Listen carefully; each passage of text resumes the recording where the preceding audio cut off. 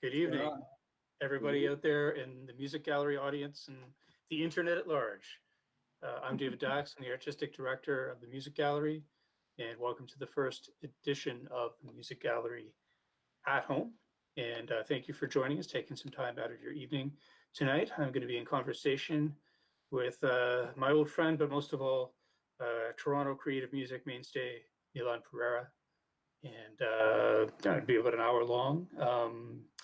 You're on the site that you're supposed to be. It's naturally a free initiative, but if you feel like donating to the Music Gallery, you can go to the Music Gallery webpage, musicgallery.org, and look for the support page, and you can donate through Canada Helps if that so moves you. But understood that money is prioritized in different ways these days, so whatever suits you is just a-okay with us. We're just happy to be doing this and to be sharing some of our resources with people in our community, young, old, and everywhere in between. So before we start this conversation, I want to tell you about why the Music Gallery is doing this series. We're fortunate to be in the position to pay artists for this from this year's budget, and that's the main motivation. A lot of folks at this point are overwhelmed or tired of live streams, and I understand that. So we wanted to make it more interesting for artists and for viewers. This platform makes the kinds of ideas that the Music Gallery champions on stage more accessible to any of us who are linking it at home. This also means that I'd like to start with a land acknowledgement, even though what we're doing is not explicitly venue-based. It doesn't change just because this forum is online.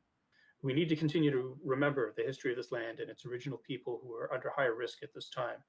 We need to keep in mind the message of land stewardship, even as governments use this moment to weaken environmental protections and launch new incursions into Indigenous sovereignty. If we're all in this together, let's truly live that out, and when things go back to whatever normal will be or should be. I would like to acknowledge this land on which the Music Gallery operates. It has been a site of human activity for over 15,000 years. This land is the territory of the Wendat, the Haudenosaunee Confederacy, the Anishinaabeg Nation, and the Mississaugas of the Credit. This territory is the subject of the Dish with One Spoon Wampum Belt Covenant, which is an agreement between the Haudenosaunee Confederacy and the Confederacy of the Ojibwe and allied nations to peaceably share and care for the resources around the Great Lakes. Today, the meeting place of Toronto is still the home to many Indigenous people from around Turtle Island and around the world. And as a part of this community and as individuals, it is up to us to recognize our privileges and educate ourselves further along the way. On a personal note, I live just north of Davenport Road, which is probably the oldest road in the city, one of the oldest roads in the area, and it's been in use pretty much continuously for over 10,000 years, which is kind of cool. Wow. As I sit here near the top of the Scape, looking down on what would have been a familiar view for many, many, many, many generations. And yes, generations is part of what we're talking about. We're talking about music gallery programming.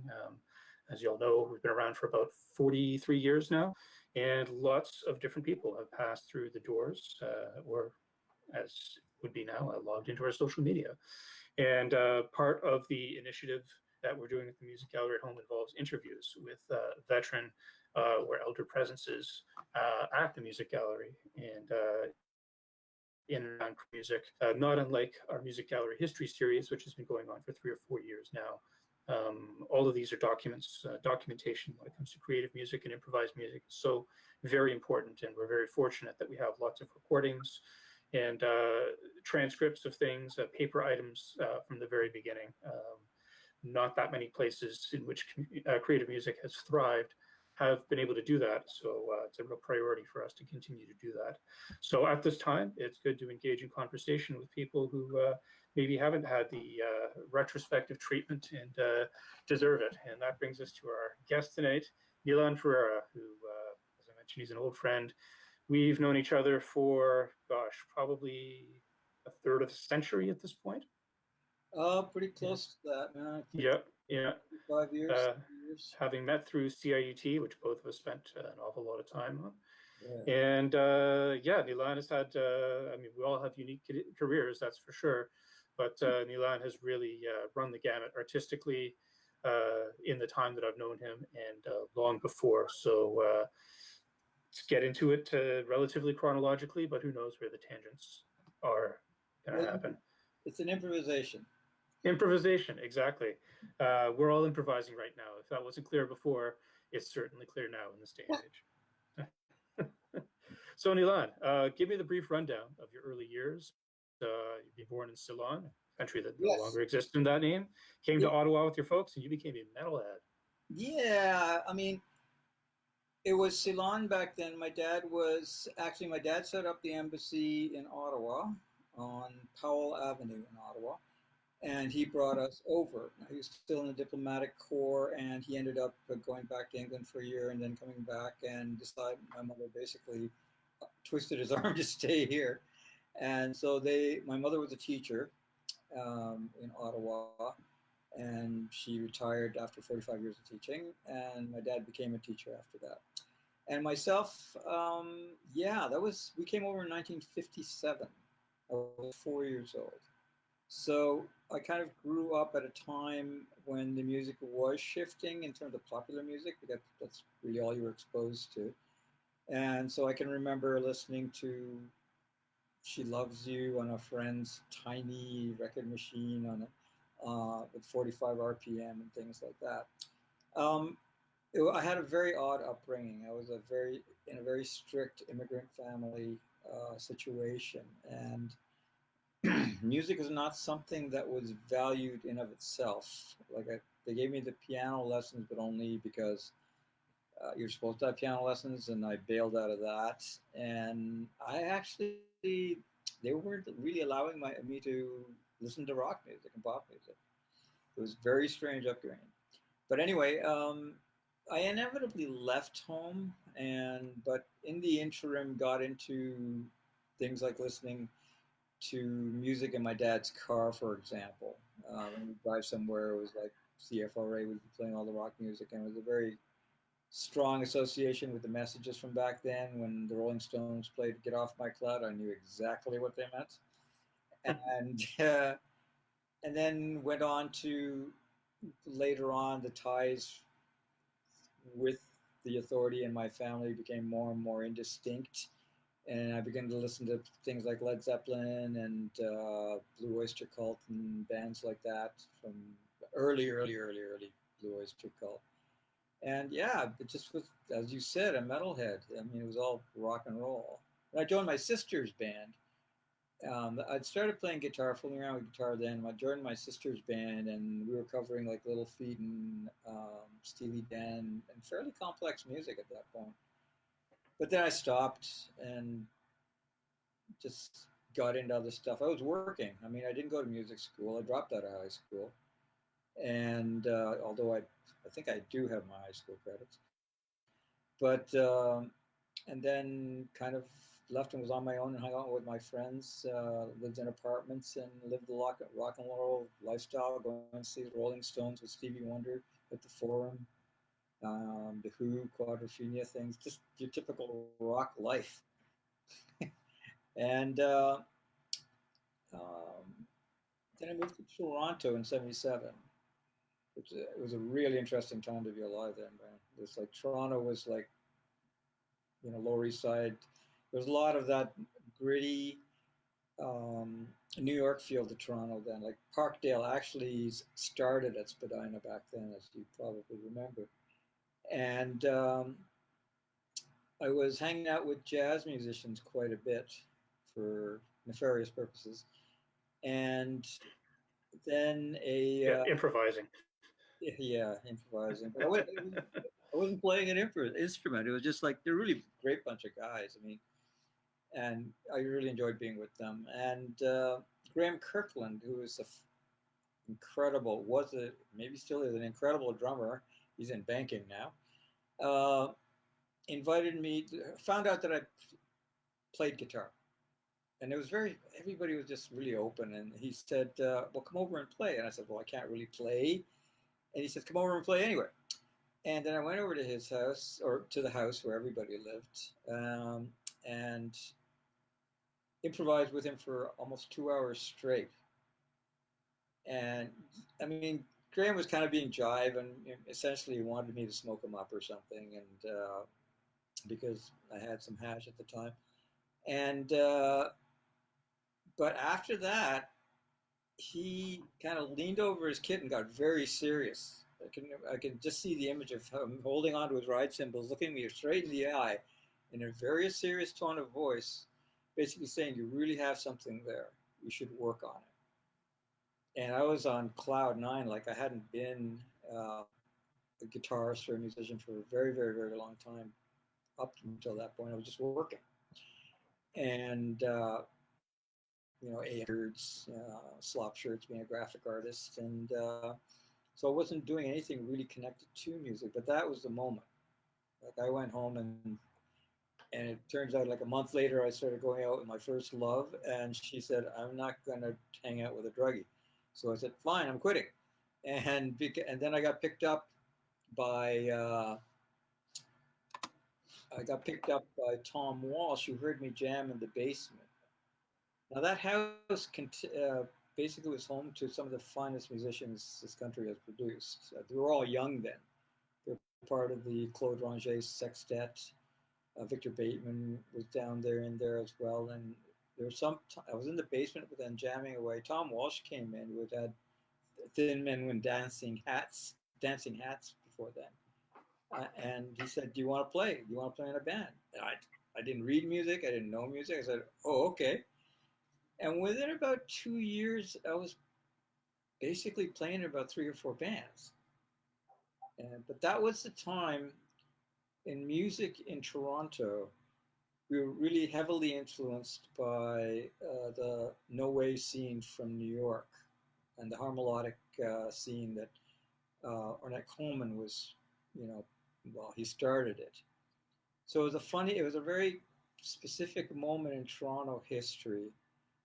And I got into a thing on Facebook recently with a person who'd been in there with us, and they basically said we didn't know what was happening, but that was a really interesting time in Toronto when Toronto went from being a staid, STAID, conservative city into a cultural center, right? And what was really cool is you could live downtown, pay nothing for rent, rehearse in places, and uh, Queen Street was pretty semi-scuzzy. I mean, those weren't, that was, Yeah, yeah, where where were were people people living? living? People were living in the market. Bill Grove had his rehearsal space in the market, and Bill was the center of a lot of music. Bill Grove from White Noise, remarkable guy, musician. And seeing it was pre-internet, the social interaction was physical.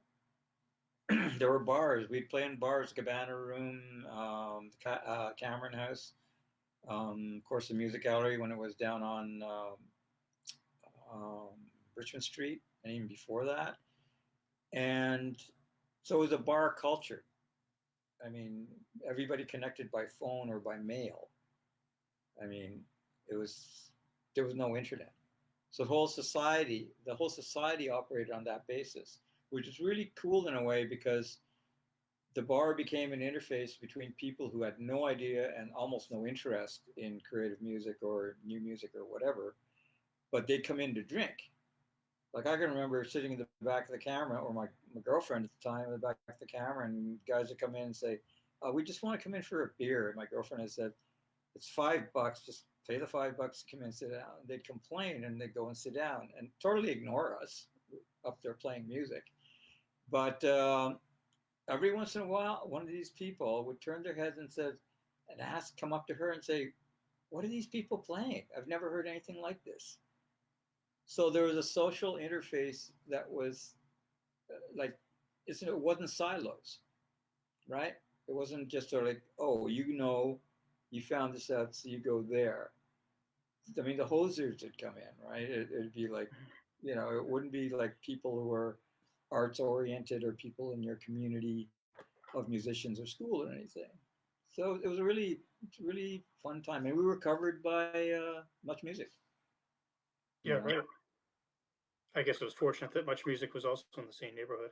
Yeah, it was fortunate for that, and also it was like nobody knew exactly, like the industry hadn't got a grip on things, so they were like shooting whatever they could because people would be showing up, and people would be showing up because it was, and to be frank, a lot of that scene was based on funk. and rhythm and for lack of a better word, serial music. You know, I mean, we were playing, but sorry, I backtrack a bit. A lot of the musicians that were playing it were extremely skilled and could play the standard repertoire. But at that point, because of the whole punk DIY thing, which was happening at the same time, everybody knew each other, and that ethic came into people like the Shuffle Demons, Gotham City, Nick Gotham, all these people, and said, "Yeah, we can play standards, but we want to play music of our time. Why do we want to play jazz, right? It's just like we want to compose music, and we want to play music, and we want to play music that's vibrant." So it was heavily influenced by Blood Almer, Ornette Coleman, Shannon Jackson. We covered music by all those people. So it wasn't, you know, high art music, and it's a bad term, but in that sense of the word, it wasn't concert music. People were dancing. So Right. So you mentioned a couple of people who I think were pretty important figures in the scene, both band leaders of the bands that you're in, Bill Grove and Tom Walsh. Can you yes, tell me a little bit more about those guys? uh, what can I say? Tom is a newfie, and Tom, I love Tom. Tom was very much into Bob Dylan. He was very much into all the country music, and he was extremely interested in the whole harmonic thing. And he actually, after Thin Men, which was a quintet, and he had people like Michael White on trumpet, David Bookbinder on trumpet, there's Ambrose Pawdy on drums, Graham Kirkland on drums, Victor Bateman was playing bass throughout, I think. And he had developed a double quartet after that called Noma. And that was like totally insane. But he was also into, like, he was very much intrigued by sampling. So he got us to sample. I can remember rehearsing, and he'd make us play something like 20 million times, right? And it's inevitably it got to the point where it organically developed into, okay, we're going to repeat this, and there'd be 5 meters going at once, right? 4 or 5 meters going at once. It was like crazy, but everybody was really good, so we could hold it together. But there was a certain point, the improvisation came when people started going, okay, I'm bored of this, I'm going to change it up a bit. So it was like, regardless of what Tom said, there was a certain amount of control he had over the composition, and a certain amount of control he did not have. And due to the nature of the bands, like some really, like Reiner Weens was in that band, Brian DJ was in, you know, Great Bob Scott and Pierre Tanguy. It's in the same band. It was just ridiculous. But I could not hear the person on the far left. So there was an improvisation by inference because everybody was listening, but you kind of like were playing with the person you couldn't hear because you were playing with the person, 3 people or 4 people next to you in a semicircle. Totally bizarre.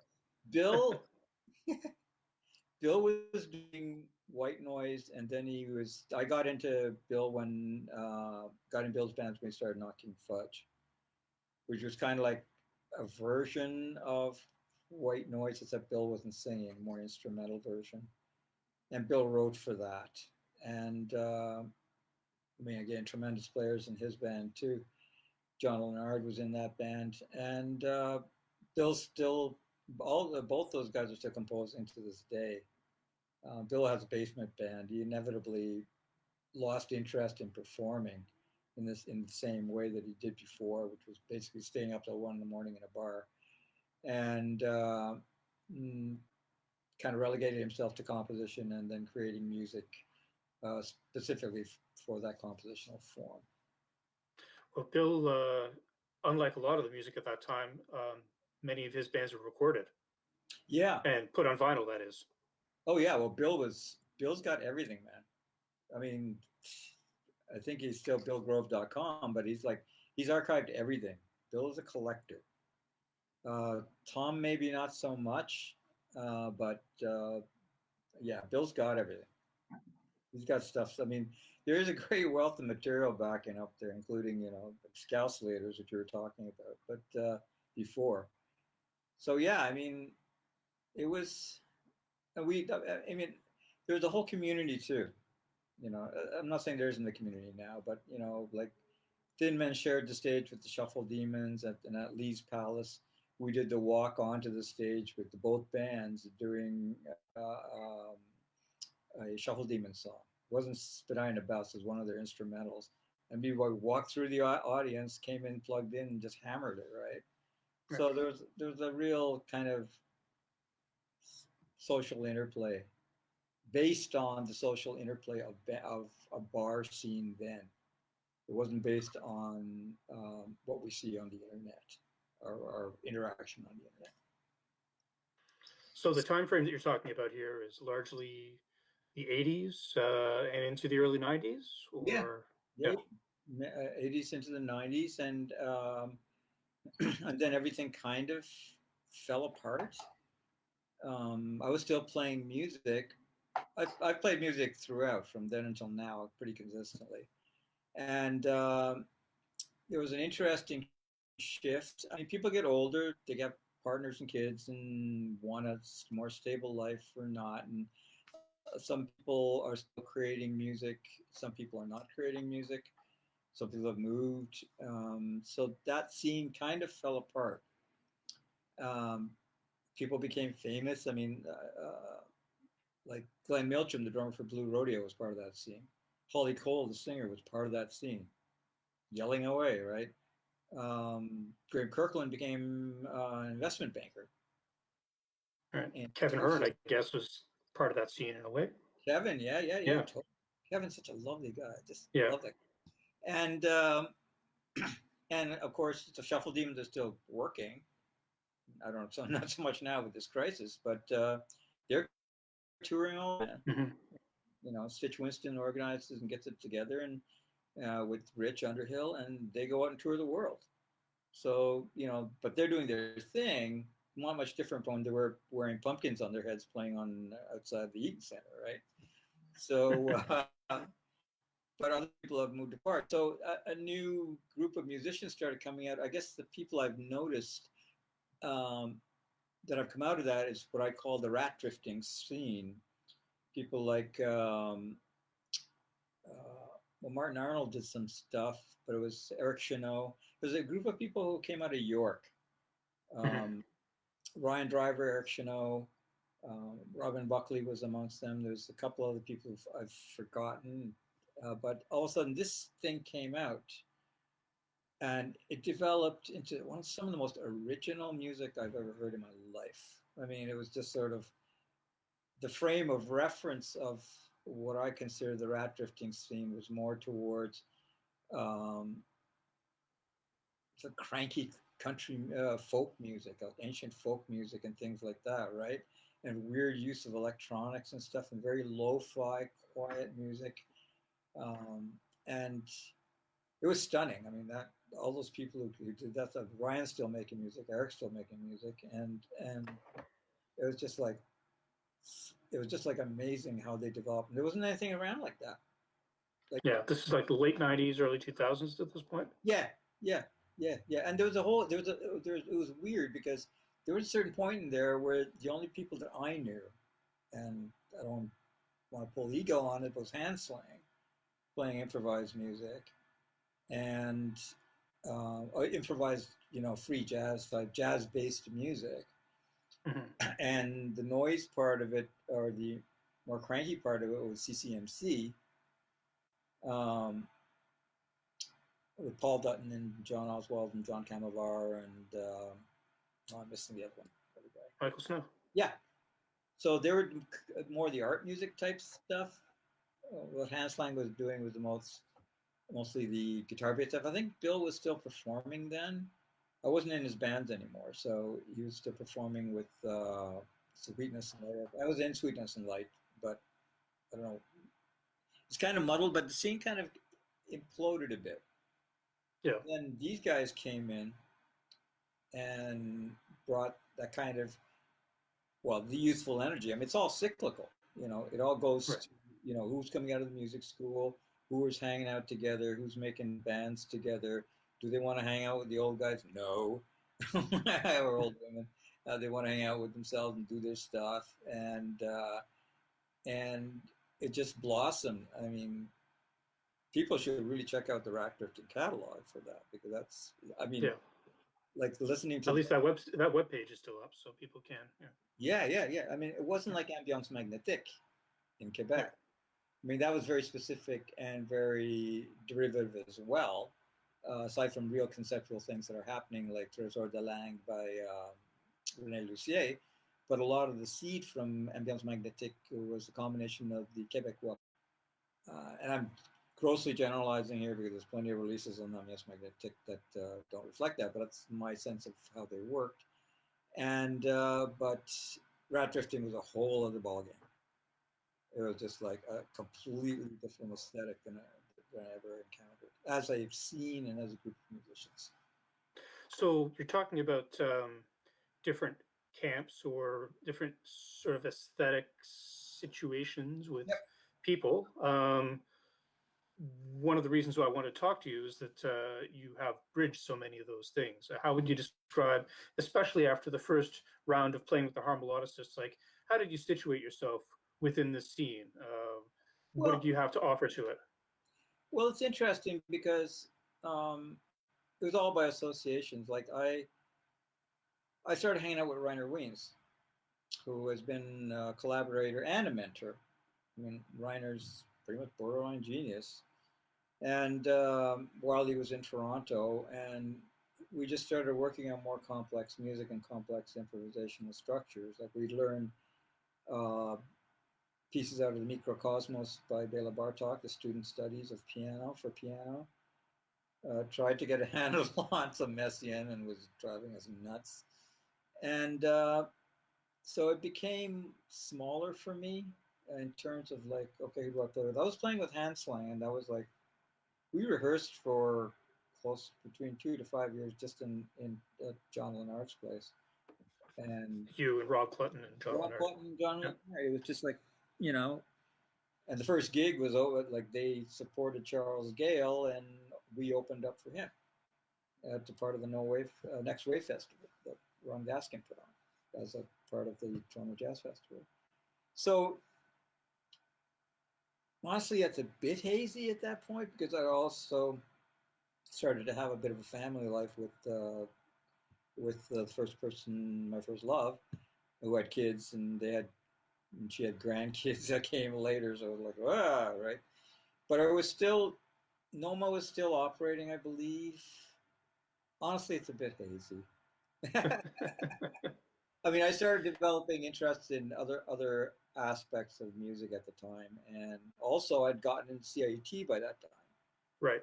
And that was a huge chunk of time. I became program director there, and took 3 2-year contracts in succession. Left, took a 2-year contract, took a year off, did another 2 year. They kept hiring me, so I became heavily involved in CIUT, which was totally nuts. I mean, you were there. And brush wars all over the place, and that taught me a lot. And I just sort of became interested in that, interest in politics, and CIT developed my political consciousness. And that my thing is I'm a dilettante, right? I mean, I never had a music career that I considered a career. I woke up and discovered I had a career. I wasn't into it for a career. I was into playing music. I was into hanging out with these cool people, and found that I had a facility, found that I loved to learn. Like I stopped smoking dope in '84 because the music that I was being given to play, and the concepts, and they were fairly radical concepts being given to me, were demanding too much for a stoned person, or too much for me. So I stopped it all, man. And I went, I want to play music. And I can't be stoned and play this music. So I stopped, like, I was straight arrow right after that. And so it was a life altering sequence. And that sort of developed into working with CIUT, which I had a huge allegiance to in principle. I mean, when I started there, the place had fallen apart and was run by volunteers. You remember that? I mean, it was just sort of like, it was a mess, right? And went from mess. Which particular mess was this? Yes, I know. Mess number 1 or mess number 2 or mess number 5, Yeah. right? Yeah. But God love them. It's I mean, they're still around. Yep.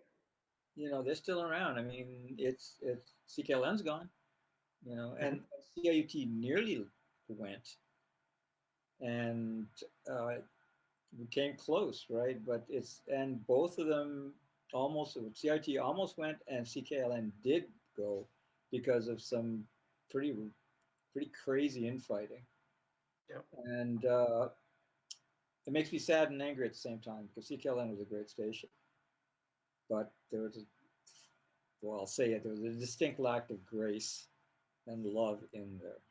I mean, really, it's it's down to human values like that. You got Yeah. to actually, you got to actually decide that something is bigger than you. That's what I always thought of CIUT. CIUT was, for me, was fabulous. It was so much bigger than me. I had so much to learn. And even though I was program director, it was just like, okay, I want to facilitate. So I took up a lot of my time.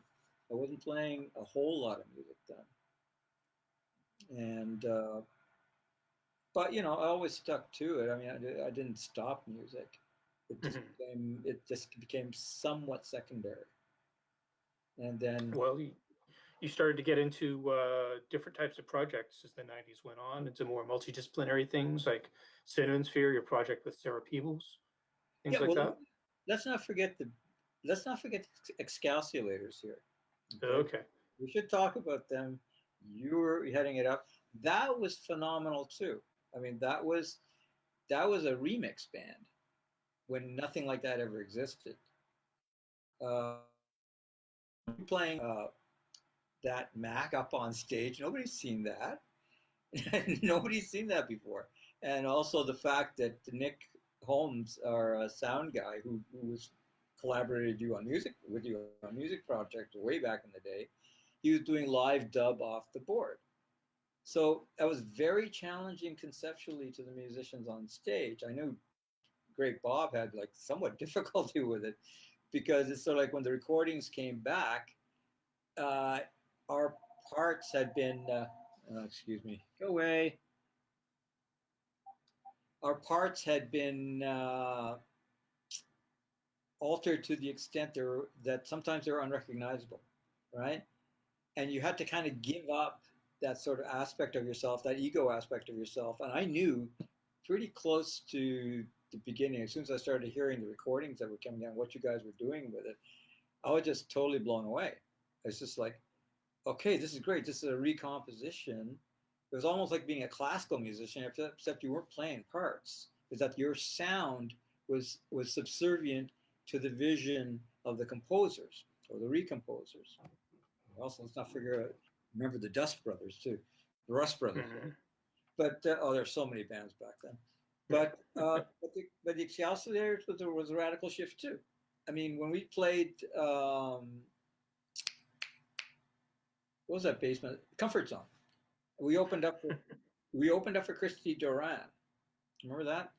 There's Mhm. two things that blew me away about that gig. One is the kids who came up and said, "That beat, I know that beat. This is that beat. It's from this song, from your beats." And I thought, there's the connection, man. These kids were like 18, stoners at the Comfort Zone, and they made the connection to the Excelsiors music from their understanding of the beats that were employed. The second thing is that Christy Duran was a seasoned Swiss musician. He was, God, he was in middle age then. And he had come up in his very Swiss accent, just saying, you guys are doing something I've never heard of before. Right? So it's just like, it was a cutting edge band, man. And it was a totally current project. It was a totally of its time.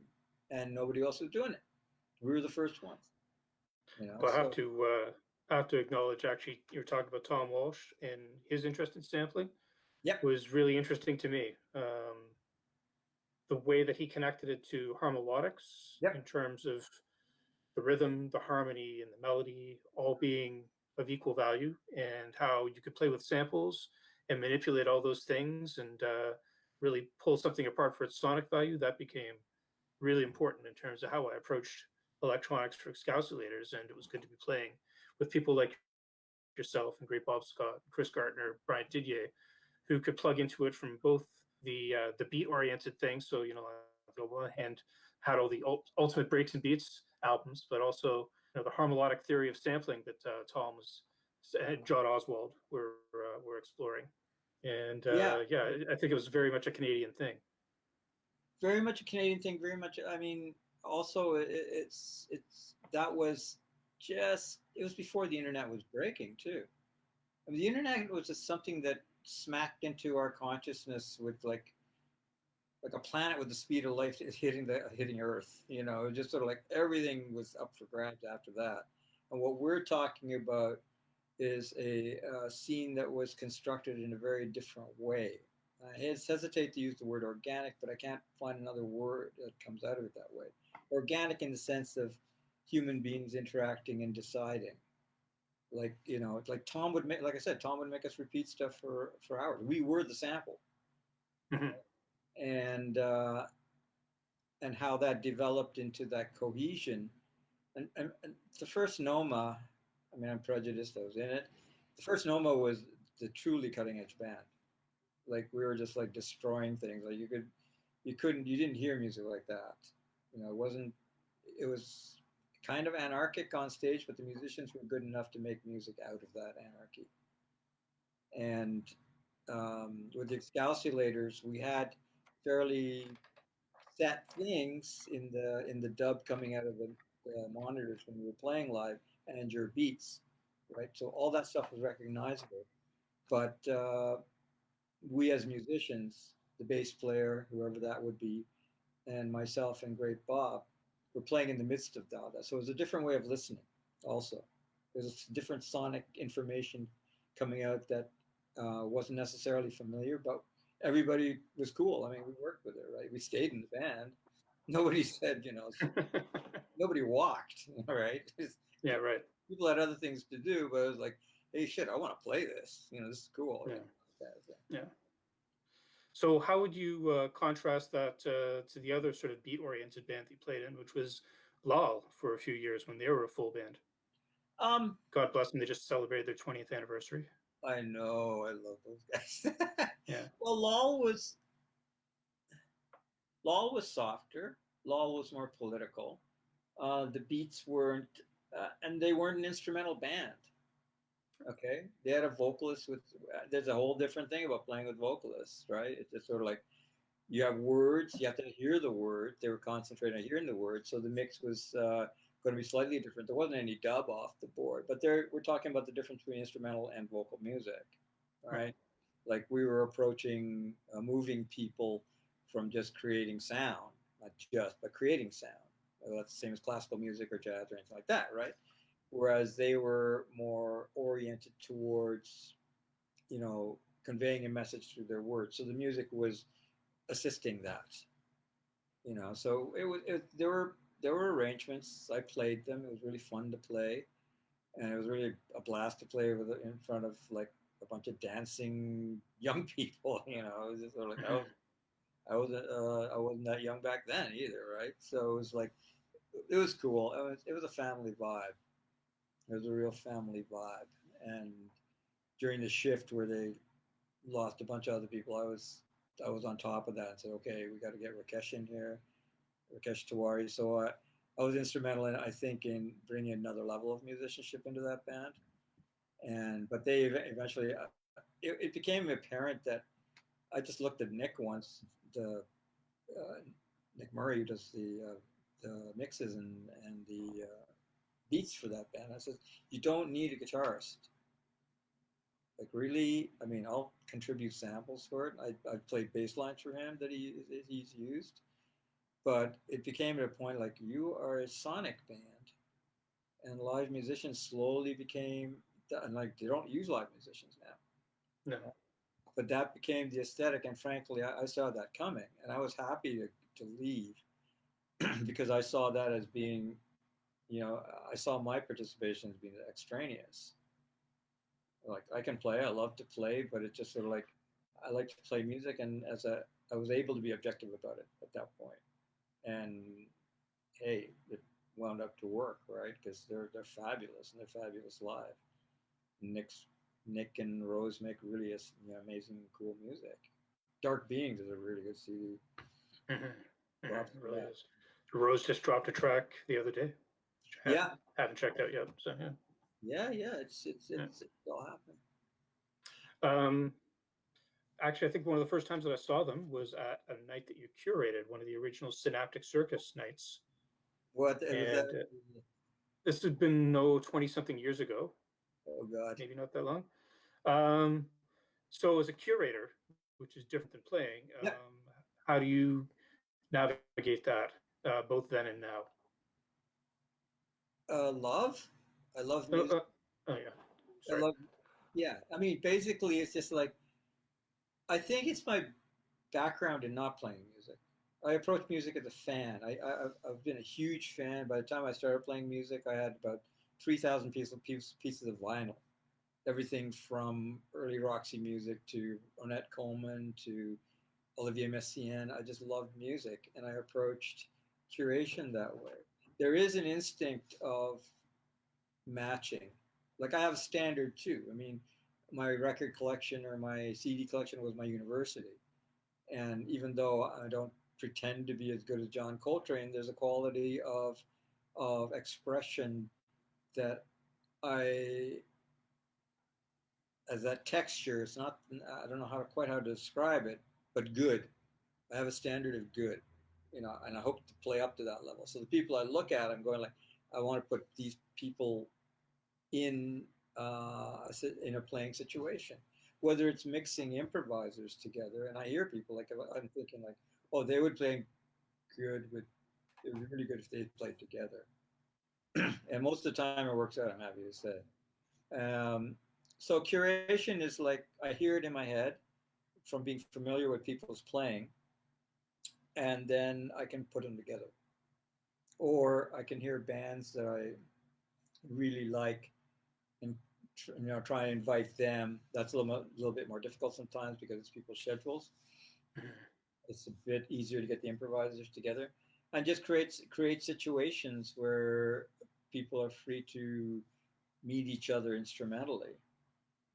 And also to execute certain concepts. Like one of the things I've done is a round robin reflections on a revolving door of Felonious monk. I had this idea.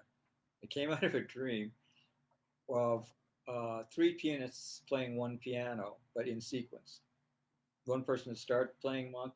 I love monk, so it was Ryan Driver, Tanya Gill, and who was playing in duo, and Ashley Urquhart, who joined them in the last incarnation, where Ryan would be playing a monk tune, then you get into the improvisation. During the improvisation, Tanya would join him for the improvisation. So four hands on the piano. Ryan to get up and leave, and Tanya would take that improvisation and work it into the next monk tune. So it's kind of like, musical chair monk, right? Worked like crazy. I was just so happy, and they loved it, and that was my idea. And Tanya also said in a post, she said, "Well, this is really Nilan's composition, right? Because that was the concept, right? Of course, it's Felonious Monk's tunes and their improvisation, so I kind of stand back from the composer thing. But yeah, that was curation, a creative curation on my part. Well, live remix like you have often Yes. espoused. There you go. Wow. Yeah, and I was getting into a question about some of the more multidisciplinary stuff you've done. You work with dancers. You had Yep. Cinemasphere with Sarah Peebles, which was an audio-visual live processing thing. Yeah. I guess that's a natural consequence of the kind of musical impulses that you've talked about. Yeah, and I've always been interested in like, I've done visual art. I worked as a graphic artist, and I don't have the space or time. I rarely had the space or time to really indulge myself. But well, I was asked to play in a prepared guitar quartet, a quintet, for with Rainer Wiens, who's composer for an opera, a one voice opera with Fides Krucker, and Susanna Hood was in that, doing her thing, and we were on stage. We were rehearsing, and I was upstairs on the stage just noodling because I had nothing better to do. Yeah. So we got together practically every week for almost a year doing dance and dance and music improvisation and really like doing hard work on it. I mean, we do improvisation, record it on a video camera, go back, look at it, and analyze it. Right. So we developed dialogue. I worked on 4 of her pieces, um, and our thing was like improvising the space. Like I'd hook her up with a live lavalier mic and take the sound of the space, the sound of her feedback, sampling, things like that. Like I had, and it was all through like guitar pedals and CD players. I only brought in a laptop during our last piece, Shutter, because I didn't have like I wasn't 2 people with 8 arms, right? So and before that, though, you're right. Before that was Cinnamon Sphere with Sarah Peoples, who played show and computer, and we were working with a dancer slash calligrapher, performance calligrapher named Chung Gong Ha from Korea, and we play and he created these huge rice paper and black ink canvases. We toured Japan with that one. It was a blast. I was literally playing with a person's visual creative process. So yeah, Cool. that one's going well. That was way back in the day. I think those were one of the midpoints uh, during CIUT because I actually met Sarah when she came to do Audible Woman at CIUT. Right. So that's the start of that. Okay. So chronologically, I'm not very good. Things happen. Well, from what I recall, this is like the mid to late 90s at this point. So, Yeah. yeah. Early 2000s, around there. Yeah, I know this because the Audible Woman was the direct precursor to my own second coming on CIUT. So I'll always remember the Wednesday night time slot. Right. Uh-huh. Radio. So we're getting into the new millennium, 20 years away. How do you see improvised and creative music having evolved in the city since the 2000s? Do you have like highlights or frustrations within that? No, I mean, like I said, the internet had such a strong effect. The bars stopped really booking. Like Clinton's used to be a place to Serge Lemovitz made it a scene back then, and had some great gigs there. Um, and kind of, hmm, it kind of turned into a bit of a loft scene. Started with Scott Thompson's Somewhere there, yeah. Which was amazing. Scott, I mean, Scott was really heavy in doing that. Mm-hmm. Lived in the space and presented concerts in the space, right? It was, a nice space to play in. And also AIM Toronto was going at that time. After using the music gallery, the array space, which was in Victory, was it Atlantic Avenue, wasn't it? Yeah. Yeah. Back in Liberty Village. That was it. Yeah. It was in Liberty Village. Again, all these places was because we could afford it. Yeah. The biggest thing in terms of music, period, not necessarily like, let's say rock music or beat music, which basically they go to the rehearsal spaces where they have PAs and stuff like that. But for improvised music, it was like all of a sudden it became expensive, to get a space. You have to live in the space. Like somewhere there became a freestanding space and inevitably got killed because of noise complaints, even though it was a commercial space. I would have fought him, but that's just me. But it shrank into more of a scene that was based on people knowing what they were getting into when they got into it, when they went to a gig, right? Mm-hmm. And now, like what's out there now, I mean, it's not a lot. I mean, I think the Transact Club is the main space for playing improvised music, in terms of like regularly. There are, I think, there's the Winona Craft Beer Lounge downstairs, the Winona basement thing. And it's shrunk. I mean, the community's still strong, and the community still values that to the point where it's like nobody's expecting any money. right? We hope people show up to the gigs and put money in the hat, but I think there's a lot of energy in, okay, we want to produce music, we want to create this music, and so we're gonna play. We got to play, right? I mean, this whole COVID-19 thing has really, killed it for a lot of people, because it's like, you can't play with anybody over the net and have it make musical sense. Buffering and lag time is just like, even now I'm hitting the computer because my screen goes blank and goes to photographs, right? So it's just like, it's So just, you got to play the photographs clearly. So. yay. Talk about your graphic scores, right? So. Yeah, but it's Mac. It's like Apple, right? It's like some corporation sort of saying, "Hey, I'm going to put this stuff in there now," Yeah. which they have a tendency to do. And then this whole Music City garbage that the city has put out is just sort of like, I don't even know what those people are doing. And there's a lot of scenes that are taking a hit. Improvised music. I'm in the scene. I play in the scene. I curate one night, once a month at the Transac, and I'm incredibly privileged to do that and get the support to be able to do that. So things are happening. There's musicians out there creating. You meet. Uh, it blows my mind that there's still people doing stuff. Young people coming out, younger people doing. Like, I'm playing with people half my age, man, and and there's that part of me too, is because I like doing that, and I'll throw myself into the ring. It's also part of my background. Is like, I came in with no preconceptions. I wasn't trained. I didn't have a jazz background or anything, so I came in totally like, what do you got? And I'll play it. If I like it, I'll play it. And it's not like I play that stuff at home or practice that stuff at home. I play blues and Leo Kottke and John Fahey and stuff like that at home, which forms the basis of understanding of what musicality is.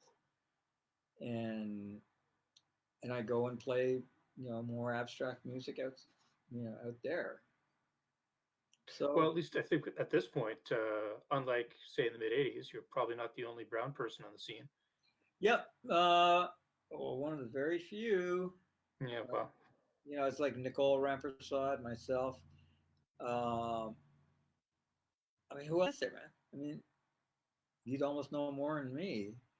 It's still I don't it's know. I still think of people like Ming Chen or something. That yeah, yeah. again, it's not exactly. It doesn't reflect Toronto's demographics. Let's put it that way. But it's definitely It's different than it was before. yeah. I mean, you have to come out of a thing where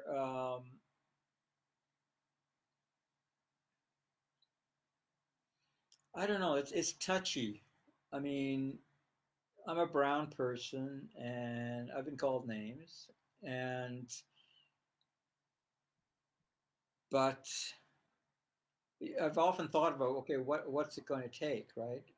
When Lal made the shift to playing with Rakesh Tiwari and all these other people, when their white friends left the band for their own reasons, I was on top of it, going like, look, we need to get some brown faces in here. That was my edging. Like, I wanted to get Nicole Rampersad playing. I knew Rakesh was there from Toronto Tabla Ensemble. Or So, Deb Sina or something. Yeah. huh? Or someone like Deb Sina. Yeah, Deb Sina as Yeah. well. But in terms of being in the scene, there's not that many. There's not Yeah. that many. There's a lot of East Asia. There's some East Asian participation. I mean, it's Heidi Chan, and there's people that I don't know. I see it up in the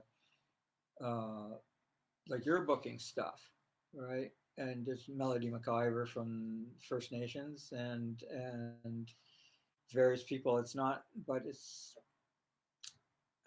still a minority, right? And then Yeah. it becomes like, okay, what, it's not like, I think the opportunities have increased to a certain extent. I mean, it didn't stop me from back then, and it was a lot more, a lot more tight back then. But again, like, nobody gave a shit whether I was, brown or whatever. I just had something to offer, and I felt like I could do it. You know, it's a difficult question. Like, I don't think there's any answer. You just had to, but there is an answer in the fact of saying, like, you kind of have to make the effort to find people. Because if it's only the people you know, if you come out of school and it's only the people you know that you want to involve with, it's totally understandable. Then it's only going to be like that. So if you're going to make the jump and really be, okay, I want to do this, maybe I should look for musicians that I don't know, and get them involved.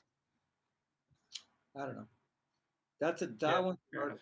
That was the hard one. That one's the hard one. Like I wanted to take improvising ensembles into schools, right? And that fell flat. and it's a kind of like I'm physically a representative of the possibilities for a brown kid, right? It's like me being up on stage playing my stuff is exactly like the Ramones when they were playing, and people looked up at them and says, "I could do that," that kind of thing, and they went and did it, right? So it's hard because the examples aren't there. There's Parmala Tarawala, who plays classical violin, and she's up there playing, right? And a kid in the audience, literally somebody in the audience going, "Wow, I like that," and there's a brown person doing it, right? And so that identification happens, right? So it's a real tough one. It's I think it's harder up here than in the States. Right. So we've got about 2 minutes left. Yep. Maybe we can go a little bit over time. It's not like this is a tightly formatted format here. But can I leave you with one last question, which is, what are you excited about now? Or at least what were you excited about before this whole virus thing struck?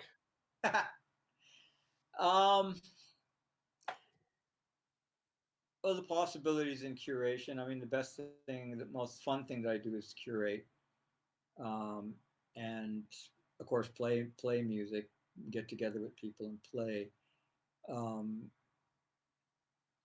Music in general has taken a hit. I once told a noise musician, Fleshlight Aura, we all know him, Andrew. Oh, right. Yeah. Flesh tone, not fleshlight. Oh, a flesh. Ah. Yeah. Okay. Anyway, I said music is dead, long live music, right? It's just like the music scene, the ecology of the music scene has taken such a hit. Like when people, want to diss big bands and Drake and oh, they got so much money. They really don't understand that music is an ecology. ABBA enabled Cecil Taylor simply because the music was a whole ecological system, and there's people in the just I'm only talking money in the lower end of it and people in the higher end of it, but it's all interconnected. Like we can't really operate in a vacuum in a sense, and that's like okay, live music venues are going. It's like, what does that mean? Why does that happen? It's consolidation of wealth into major acts. And sure, if you're Beyonce, you can make a shitload of money, right? Does that trickle down? No, because it doesn't translate into the mid level of popular music that translates into venues. Like you can't book. Sometimes people who are booking places will take a chance on booking something new because simply they can't fill the halls, right? So, right. So like when there's a lot of people dissing the Macombo, the recent thing, I was just sitting back going, no, man. I mean, I'm not dissing this. Anybody who's got the nerve to put a live music venue up now has got my vote. Because no business person is going to look at that and say, "Oh yeah, this is a good business decision." It is not a good business decision. It is not. So it's like you do it for love. That's great. You're doing it for his own reasons. Love, I think, is a part of it. That's awesome. They're going to have to book every night in order to make some money, right? Think of how many people you have to book. Think of how much openness that allows. We played rock venues. I played Sneaky D's, right? And so what does that allow for creative music to go in? I mean, I'm not saying you're going to be able to play complete skronk noise stuff, and maybe you will, but maybe that'll show up in the Elmo combo, Nick Storing and John Farrar played at the old Elmo Combo. I played at the Elmo Combo back in the day when it was a scuzzy little bar. But this is the ecology. The ecology of the music. It's like everything from the most rabid multi-million-dollar pop vehicle right down to somebody playing prepared guitar solo. I'm part of that. They're part of that, right? You can't lose the big people because they actually create an ecology for the smaller fish. Yeah, that's wise words, really. Well, let's call it there. We've had Matthew Fava from the Canadian Music Centre, who's been monitoring the Facebook feed. Hi, Matthew. And of course, the Canadian Music Centre has been co-presenting this series, Music Gallery at Home. And there's going to be the next edition of that coming up this Friday, which is going to be the first outing of Chouinier's brand new, well, it's actually a modified piece called Even a Blind Squirrel Finds a Nut Once in a While, which is a generative piece hosted on their website. And there's going to be a series of 6 solo musicians, each 1 week after the other. That's 1 week at a time. Anyways, I know you can do everything on the internet, but just one at a time. And they're going to be giving their interpretations of this highly entertaining but conceptually rigorous score, which I'm sure will tie a lot of people into knots in the most delightful ways. So, Nilan, thank you very much for taking the time tonight to speak with me. And sorry, you were going to say something? Yeah, that one thing you talk about, a blind squirrel, there's a Aboriginal saying that goes, a bad hunter with good luck will get the deer. A good hunter with bad luck will not get the deer. Right. Okay. So always give it up for luck. Words of wisdom for the interpreters who are going to be coming up every Friday, 7 p.m. for the next 6 weeks as we continue to work from home, self-isolate, meditate, all those good things. And it's been a pleasure hosting this. Crystal Jacks has gotten this together on the technical end. Thank you, Crystal. And thank you once again for navigating to the Music Gallery Facebook page for this. This is going to be archived on YouTube. And the platform is going to become even bigger, better, and more bells and whistles as time goes on. So thanks again for giving us a chance tonight. And hopefully we'll see you again on Friday. Take care. Peace. All right.